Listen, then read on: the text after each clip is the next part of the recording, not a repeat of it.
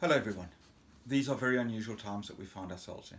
They are worrying times, they are anxious times, they're uncertain times. But I want to start by reassuring you of God's sovereignty in all of this. God speaks to the people of Israel through the prophet Isaiah at a time when they are anxious and concerned. And he says to them, "Do not fear, for I am with you. Do not be dismayed, for I am your God. I will strengthen you and I will help you." As followers of Jesus, as a church, we are brought into community with each other. And that community exists whether we are together on a Sunday morning or apart in our own homes. To use the terminology Neil Hudson uses in his book Imagine Church, whether we are the church gathered or the church scattered, we are still the church.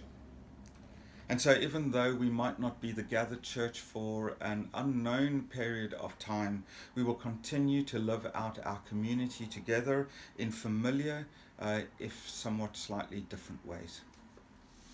I've been amazed yet not surprised by the encouragement and the love that has been shared amongst us, and by the willingness of so many people to be helpful or offering to be helpful to those whose movements and lifestyles will become restricted in the coming days, weeks and months.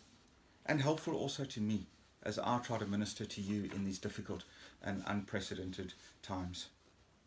The writer of the Proverbs reminds us that people make their plans, but God guides their footsteps.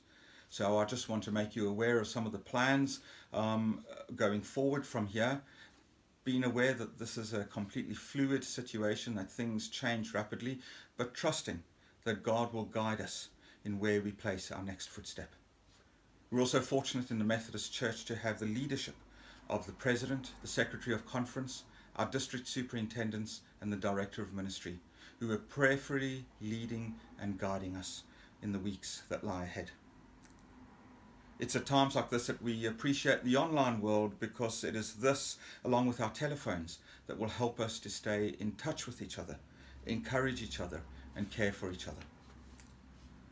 While there will be individual contact maintained through visits as long as they are possible, and telephone calls, our meeting place as a community will become Facebook, WhatsApp, and YouTube. On Sunday mornings at 11 o'clock, there will be a message online. Will be accompanied with readings, with prayers and a couple of songs. And I just want to reassure you that while the message will be delivered in my voice, I will keep my voice as far away from the singing as possible. The link to these messages will become available through Facebook and through WhatsApp. So it's really important that if you're aware of anyone who doesn't have these platforms, to either assist them in setting it up or letting me know, because we have a group of volunteers in our church who are willing to help with this. During the week, there will also be short reflections and words of encouragement shared online, and we will make those links available as and when they come about. Along with caring for each other spiritually, I also want to encourage you to care for each other in practical ways. As we move ever closer to self-isolation, particularly for those who fall into what is considered the most vulnerable groupings, we recognize there are things that you might be able to do today that you won't be able to do in the coming weeks. And so we're offering to help by doing some shopping for you. We could go get you bread and milk, we could get you the newspapers, coal or wood for your fires, prescriptions from the chemist.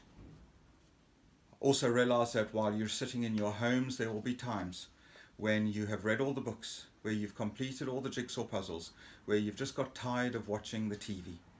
And so I'm asking everyone who is a part of our church to drop off any books or jigsaw puzzles, or get some puzzle activity books that you might have at home, that you may be finished building or reading. Drop them off at the manse, and we can make sure that these are distributed around to people as and when they want something new to read or something new to build.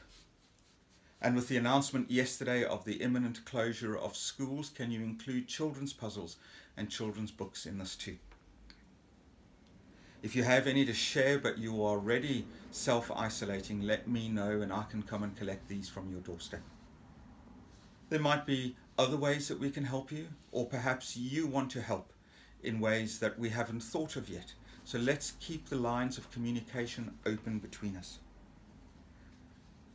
Our inability to meet in a single place also presents a problem with our free will offering. But you can still present your offering to God through online banking or through standing orders. The bank details for Cookstown are in the March church bulletin, but I will post both these and the Mageveld bank details on WhatsApp. Or you can send me a text or a email, and I can forward these on to you. And again, if you need any help setting these up online, please let me know so that we can help you. While we witness God's love to each other, we are also called to be witnesses of God's love to the world. And so I want to encourage you to make donations to the local food banks. St. Vincent de Paul is in Loy Street in Cookstown, and the Antioch Storehouse is in Molesworth Street. There are many people at this time who will not be able to get the essential items that they need because of their financial situation or because the supermarkets simply don't have any in stock. We are a community of Jesus followers, and as followers of Jesus, our identity hasn't changed simply because we cannot meet as we normally did, and because the way we connect looks temporarily different. So let's continue to encourage each other and build each other up just as you are already doing. Keep in touch with each other, look out for each other, and pray for each other. The church has not gone anywhere except out of our church building and into our homes and our neighborhoods. So take care and don't worry about anything, but in everything with a thankful heart, present your requests to God. And the peace of God, which passes all understanding, will guard your hearts and your minds in Christ Jesus.